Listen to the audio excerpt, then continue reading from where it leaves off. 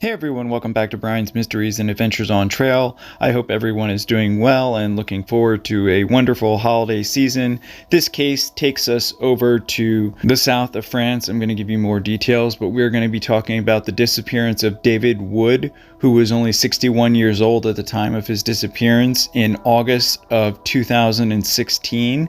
At the time, he was working as a computer engineer. He had two children that were in their adult years.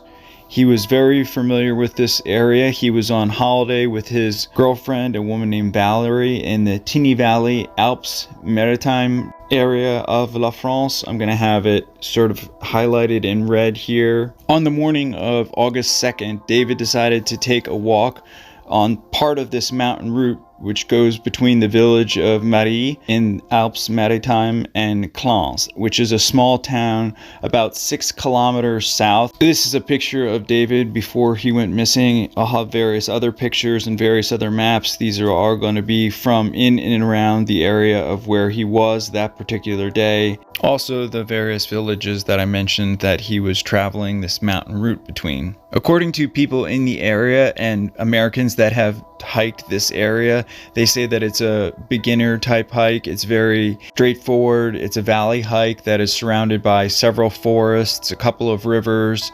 David was very experienced. He had done this hike before. He enjoyed hiking mostly during the day.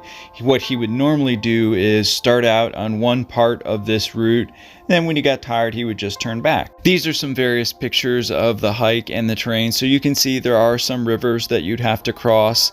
It is very mountainous in areas, but the trail itself is said to be pretty easy, and it's marked by various towns throughout. According to reports and his partner Valerie, he was in good health. He did suffer from hypertension. However, aside that, they had done part of this hike together earlier and there was no problems. David was described as a hard worker, energetic, always looking for the positive side of things. People that met him said that he was just one of those unforgettable people. On the day that he disappeared, his partner Valerie called him roughly an hour after he had left, so around noon. She said that he said everything was fine. He was on his way back. He had about an hour and a half to go. He was having a great time. Nothing seemed amiss.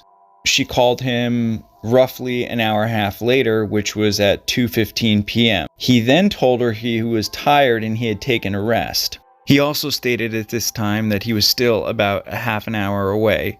Valerie then said that he was going to be back by no later than 2:30 p.m. because he had a very important work conference call scheduled somewhere in the United States that she knew he wasn't going to miss. Sadly, that phone call was the last time Valerie or anyone else ever heard from Mr. Wood. According to reports, on the day that he went missing, Wood was carrying two cell phones. One was an English iPhone and the other was a French cell phone. We do know on that day the calls between him and his partner were being made by the French cell phone. After David failed to show up at 2:30 for his scheduled conference call, she waited a little bit longer, but it was at that point where she contacted the authorities and reported Mr. David Wood missing.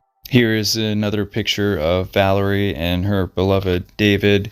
This started a massive search which lasted over 10 days. It included various police teams, various canine units. They had hundreds and hundreds of volunteers just from the local area. Thankfully, they were also able to bring in a helicopter. The police at first, they attempted to ping his iPhone signal to get a location on him. But unfortunately, because he hadn't been using that phone that day, his exact location couldn't be tagged on that particular phone. I'm not sure why it wasn't as easy for them to try and get a ping off of his phone that he was using from France, but they were able to narrow down his location. Unfortunately, the pings gave them two separate spots and they were in very remote areas. They were able to send out the helicopters to search over those areas. They had many other people, investigators on the ground, and they did find two people that claimed they had seen David on one of the paths from the towns to Clans when he stopped to ask them for directions to Meri. On August 2nd, this was roughly, they claimed, at 1:30 or 1:45 p.m. If this is indeed accurate, this would have been only a few minutes before his partner Valerie had contacted him, and he said that he was doing well. However, according to this couple that ran into David, they said that not only was he going in the wrong direction, he seemed very confused and out of it. They tried giving him the directions and setting him on the right course. That was the last confirmed sighting of Mr. Wood. Unfortunately, there have been no verifiable sightings since that day. This search got massive. It eventually included hundreds of people from both of the villages, not only the Wood family, friends and family from other regions, the gendarmes, the helicopters, the sniffer dogs, several different mountain rescue teams. There was just no sign of David anywhere. They didn't even find any of his belongings. And this was a man that was carrying 2 cell phones in an area that was in between 2 villages.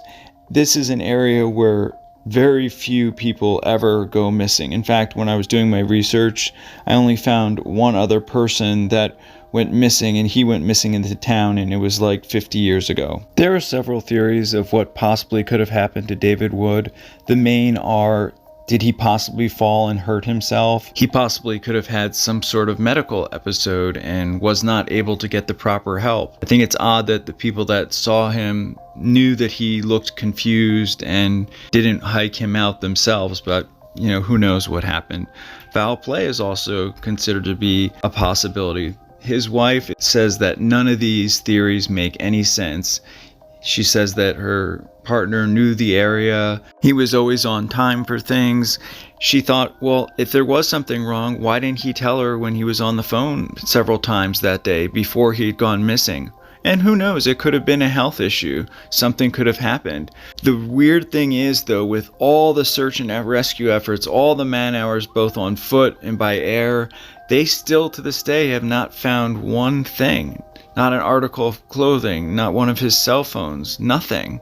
It's just like he vanished into thin air.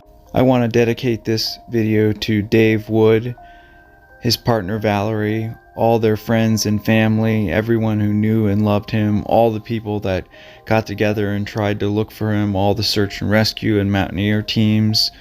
I just hope and pray that you get closure one day soon.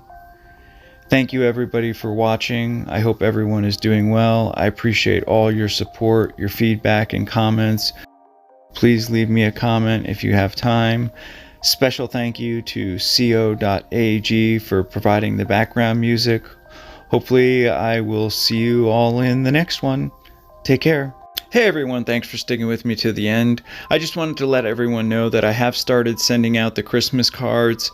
If you made a donation or a case suggestion and you gave me your address, I have sent out the cards. If you have made a donation in the past and you didn't leave your address, that's the only reason I wasn't able to send you one. If that's the case and you want a Christmas card, of course I'll send you one. Just send me an email and let me know where you'd like it sent. If those are out there that would like to make a donation to the channel, it really does help so much. You can't even imagine. Anything goes such a long way. All my information is in the description, my Venmo, my PayPal, my P.O. Box. I'm still working on how to get that button on the actual channel so you can just do it that way.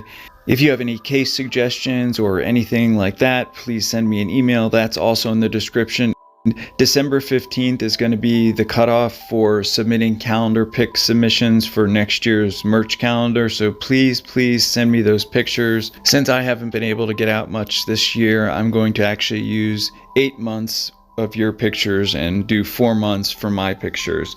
If you'd like to be entered into the next coin giveaway, all you have to do is leave a comment, a message saying you'd like to be entered into the giveaway with a case suggestion. Since the coin I was originally going to do has been back ordered so much, I just got another one of the eagle with the horseback rider that comes in the beautiful case that you all seem to love. Alright guys, see you next time.